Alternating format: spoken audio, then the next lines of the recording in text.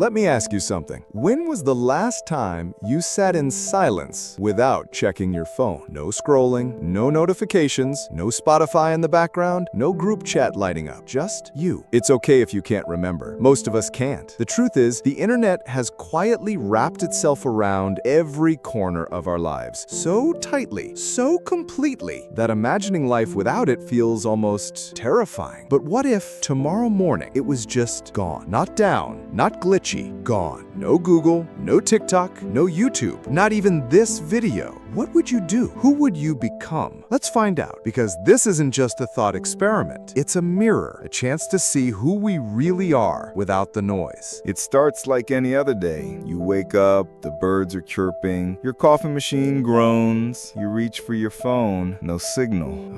Wi-Fi again, you mumble. You try LTE, nothing. You reboot the router, still nothing. Odd. You go to work, except nobody's there. The lights are on, but screens are dark. Panic murmurs in hallways. Servers dead. Emails frozen. Slack channels empty. It's not just your phone, not just your building. The entire internet is gone, and the silence that follows isn't peaceful. It's loud. So loud it echoes in your bones. We didn't just lose memes and cat videos. We lost banks. We lost medical systems. We lost flight controls, GPS, school servers, national security databases, emergency alerts. We lost the lifeblood of modern civilization because somewhere along the way, we outsourced everything to the cloud. Our knowledge, our memories, our friendships, our sense of self. Even right now, as you're watching this, half your brain is wondering what you'll check next. Instagram, email, that article you left open. We're like fish in digital water, unaware we're swimming in it until it's drained away. If this hits a nerve, pause for 10 seconds. Just breathe. Can you sit with the silence? Or is part of you reaching for connection, even now? Here's what's wild. The internet is only about 30 years old, and yet it's rewired everything from love to war to identity itself. In 1991, the World Wide Web went public. By 1995, Amazon sold its first book. By 2004, Facebook launched in a college dorm. By 2007, the iPhone came out. By 2020, over 5 billion people were online. And by now, we're all hooked. Psychologists call it a variable reward loop. It's the same mechanism used in slot machines. Open your phone, ding, dopamine. It's not evil, it's ingenious, and it changed what it means to be human. You might think of the internet as external, but it's not. It's your memory, where your passwords, faces, recipes, and addresses live. It's your attention span, broken into 15-second clips. It's your identity, curated through pixels and profiles. Without it, you're not just offline, you're untethered. And for some, that's unbearable. A 2022 study found that people deprived of internet access reported symptoms identical to drug withdrawal, anxiety, restlessness, mood swings, even phantom vibrations, reaching for notifications that never came.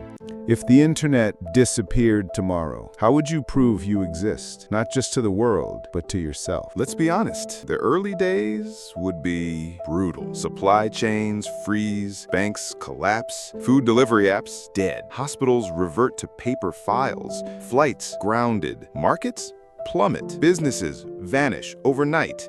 And socially, people spiral because the internet didn't just connect us, it distracted us from loneliness, from boredom, from ourselves. Without it, we're forced to face what we've buried beneath the scroll. You think you want peace and quiet until you hear your own thoughts. A world without the internet would fracture us in strange ways. Influencers disappear overnight. Fame evaporates. The digital hierarchy collapses. Your million followers? Gone. Your curated life? Erased. Now, everyone starts from zero. No blue check, no algorithmic boost, and maybe, just maybe, that's the beginning of something real. Because maybe you talk to your neighbor for the first time. Maybe kids play outside again. Maybe dinner becomes sacred, not content. But healing comes slow, especially for a generation raised on digital affirmation. Who are you without your archive? What do you value when no one's watching?